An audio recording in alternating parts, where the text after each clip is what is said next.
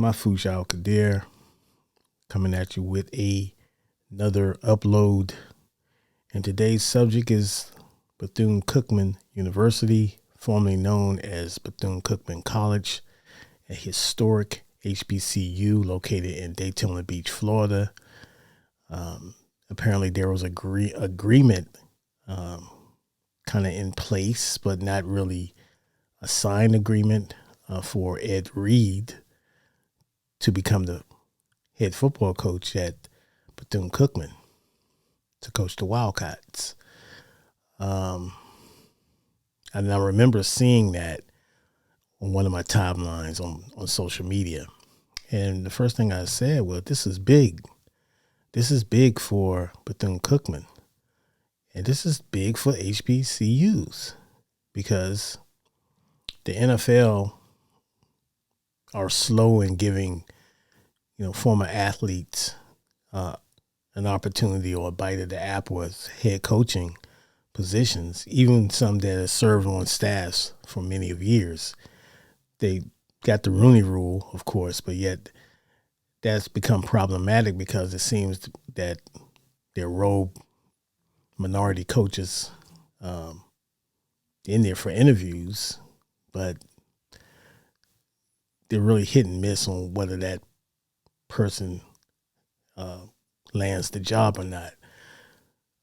So for Ed Reed to get this opportunity at Bethune-Cookman Bethune-Cookman University, I thought, to myself, this is a big opportunity for Ed Reed, because coming off the Deion Sanders Jackson State success, and Deion Sanders, was offered a job at the University of Colorado.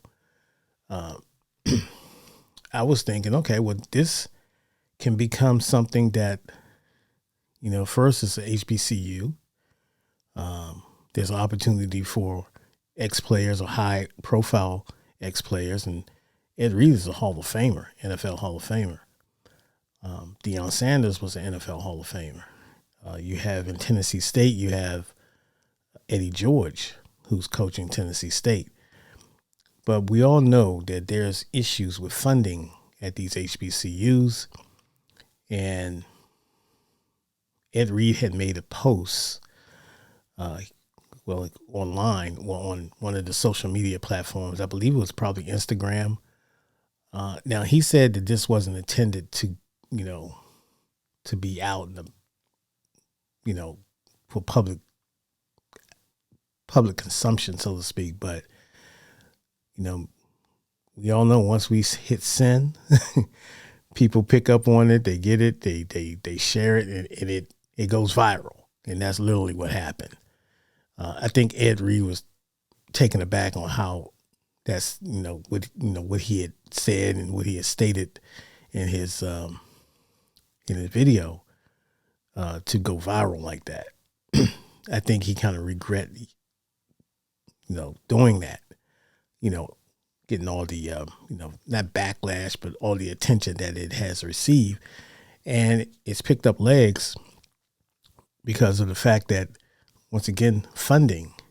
And Ed Reed had camera crews down there, and he mentioned that he had to cut his own grass. The students had to go out and pick up trash on the university, and I guess around the athletic department or so.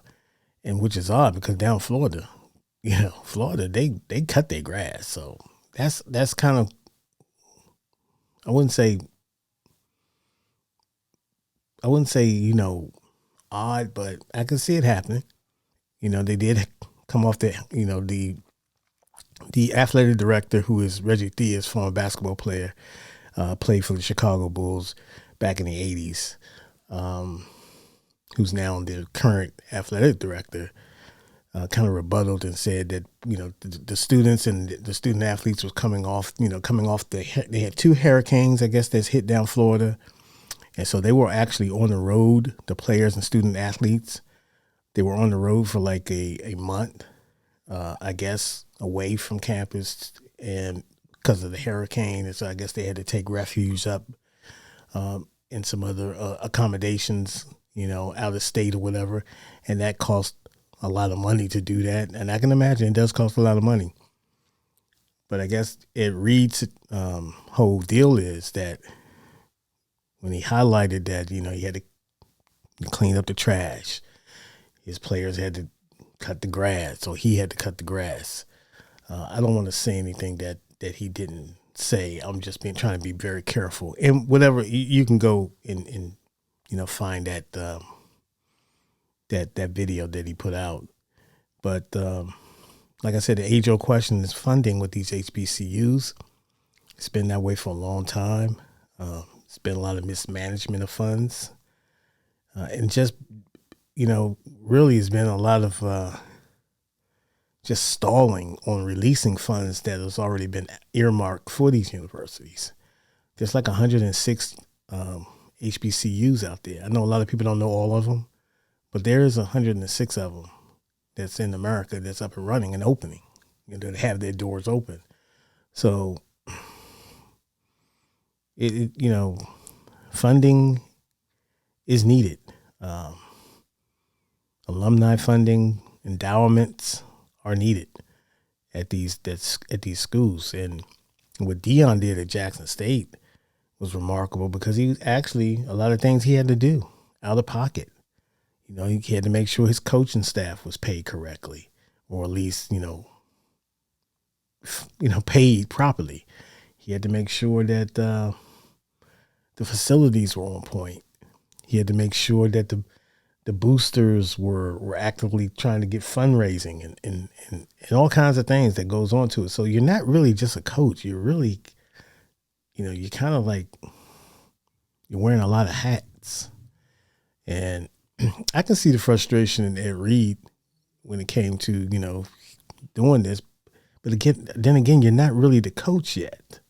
So he was proactive, trying to go down there just to check things out. So I guess that was like maybe one of the first times he's been down there. He had mentioned, I believe he said he was down there 3 weeks, and doing all this different things and trying to get things in order. Like I said, it's unfortunate that happened, but since that post that he released, the university came out and said that they are no longer, or really wasn't going to pursue Ed Reed as the coach. So he was out of the running there. So as you can tell, there's been a back and forth that's happening. And so the story is growing. But this is the struggles that these HBCUs have, you know, and even mid-majors might have. But I just wish, you know, the whole thing is for the students, man. The student athletes, the students.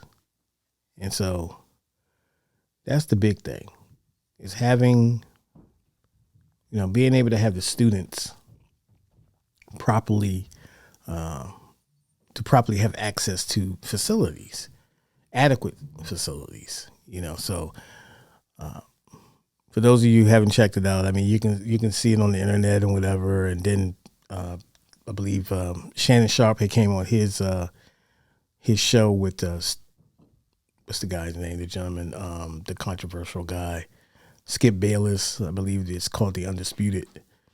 And so there's issues there as well. So it's neither here or there, but that's just something to ponder again. But shout out to all the HBCUs. Hopefully that things, you get your houses in order and you're able to prosper and produce academically and athletically, can be competitive. So that's it for me. That's my time. I just thought about that. I just thought I wanted to come on here and share that with you guys. Please hit the like button, share the video, subscribe to the channel. Doesn't cost you a thing, helps the channel out. And we will see you soon. God bless.